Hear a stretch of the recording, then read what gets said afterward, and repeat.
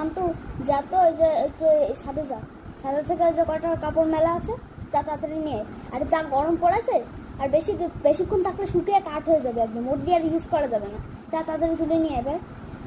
আমি যে রান্না করছি তো, মাংসটা কষাচ্ছি, রান্না পুড়ে গেলে না তুই আর খেতে পারবি না। যা তাড়াতাড়ি তুলে নিয়ে, জুতোটা পরে যা, তাড়াতাড়ি তুলে নিয়ে।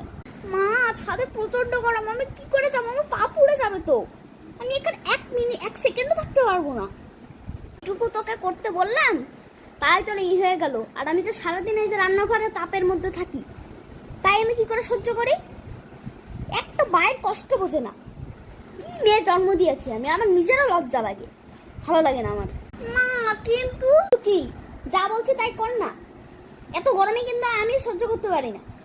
আমি এইটুকু সহ্য করতে পারি, আর উনি ওইটুকু ছাদের থেকে একটু 2টা কাপড় মেলা আছে ওই নিয়ে আসতে পারছে না। চেয়ার আগারাগি করার দরকার নেই।